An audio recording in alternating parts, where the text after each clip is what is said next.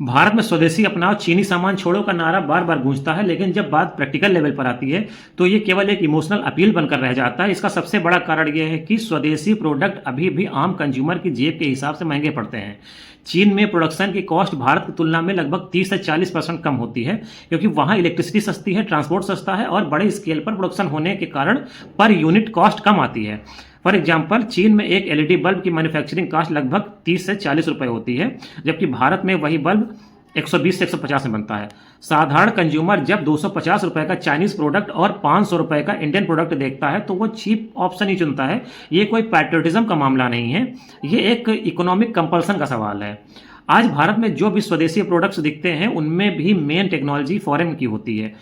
Mobile phone Bharat में जरूर बनते हैं, लेकिन उसमें 70% कंपोनेंट चीन, ताइवान और वियतनाम से आते हैं। इसी तरह से फार्मास्यूटिकल सेक्टर में 68% के आसपास एपीआई यानी कि मेडिसिन के मेन इंग्रेडिएंट चीन से आयात किए जाते हैं। सोलर पैनल की बात करें तो भारत अपने 80% सेल और मॉड्यूल्स भी चीन से इंपोर्ट करता है। यानी मेड इन इंडिया लेबल्स के बावजूद अंदरूनी टेक्नोलॉजी और रॉ मटेरियल फॉरेन है। सरकार की पॉलिसीज भी लंबे समय तक टिकती नहीं है। 2014 में मेक इन इंडिया, फिर वोकल फॉर लोकल, फिर आत्मनिर्भर भारत जैसे कैंपेन शुरू किए गए, लेकिन इनका ग्राउंड लेवल पर जो इफेक्ट रहा वो सीमित ही रहा।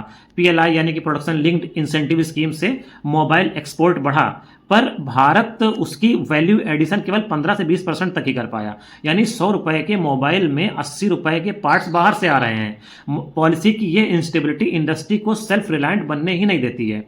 इसके साथ ही इंडियन कंज्यूमर की माइंडसेट भी एक बड़ी बाधा है। एक व्यक्ति स्वदेशी की बात करता है, लेकिन मोबाइल आईफोन का, टीवी एलजी का, शूज नाइकी का पहनता है। फॉरेन ब्रांड्स को ट्रस्टवर्दी और प्रेस्टिजियस माना जाता है, जबकि इंडियन ब्रांड्स को चीप या कम ड्यूरेबल समझा जाता है। YouGov इंडिया की 2023 की रिपोर्ट बताती है कि 64% इंडियंस फॉरेन ब्रांड को ज्यादा ट्रस्टवर्दी मानते हैं और केवल 22% लोग ही डोमेस्टिक ब्रांड्स को प्रेफर करते हैं, चाहे वह एक्सपेंसिव ही क्यों ना हो। चाइना की इंडस्ट्रियल सप्लाई चेन दुनिया में सबसे स्ट्रांग है। एक मोबाइल बनाने में 500 से ज्यादा छोटे बड़े पार्ट्स लगते हैं, जिसमें से 300 से अधिक केवल चाइना में ही चीप और जल्दी अवेलेबल हैं। इंडिया चाहे भी तो उन पार्ट्स का प्रोडक्शन तुरंत नहीं कर सकता है। इसके लिए कम से कम 8 से 10-12 साल तक का टाइम चाहिए और हैवी इन्वेस्टमेंट चाहिए। दूसरी ओर इंडिया का एमएसएमई सेक्टर यानी कि micro, small and medium enterprises बहुत ज़्यादा वीक है। देश के टोटल प्रोडक्शन का लगभग 45% इन्हीं से आता है, लेकिन इनमें से 80% यूनिट अनऑर्गेनाइज्ड है, जिनके पास ना मॉडर्न मशीन है, ना टेक्नोलॉजी है और ना ही चीप लोन्स हैं। इसलिए वे चाइनीज कंपनीज की कीमतों से कॉम्पिटिशन नहीं कर पाती हैं। इंडिया की इंडस्ट्रीज को रॉ मटेरियल की भारी शॉर्टेज का सामना करना पड़ता है।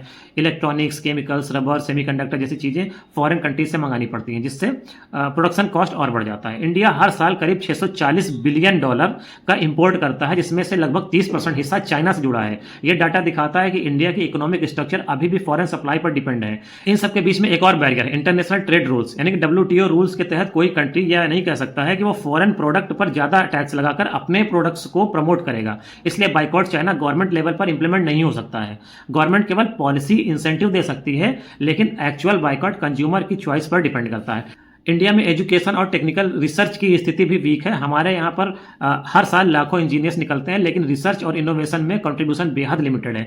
इंडिया अभी भी रिसर्च और डेवलपमेंट पर केवल 0.7% जीडीपी का खर्चा करता है, जबकि चाइना 2.5% ज़्यादा खर्चा करता है। साउथ कोरिया 5% के आसपास खर्चा करता है। इससे इंडियन इंडस्ट्रीज नई टेक्नोलॉजी डेवलपमेंट नहीं कर पाती हैं और फॉरेन प्रोडक्ट्स की कॉपी ही बनाती हैं।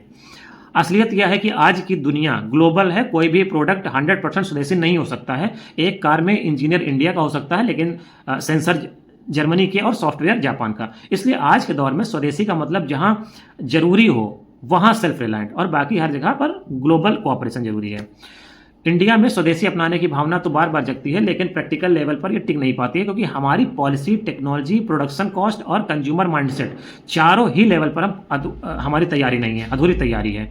केवल स्लोगन लगाने से स्वदेशी नहीं अपनाया जाता है। इसके लिए जरूरी है कि इंडिया अपने इंडस्ट्रीज को स्ट्रॉन्ग करे, रिसर्च एंड डेवलपमेंट में इन्वेस्टमेंट बढ़ाए, एमएसएमईज को टेक्नोलॉजी और चीप लोन्स दे, और स्वदेशी इक्वल टू क्वालिटी की ब्रांड इमेज बनाए। तभी वो दिन आएगा जब स्वदेशी अपना कोई इमोशनल स्लोगन नहीं, जबकि बल्कि एक इकोनॉमिक रियलिटी बनेगा।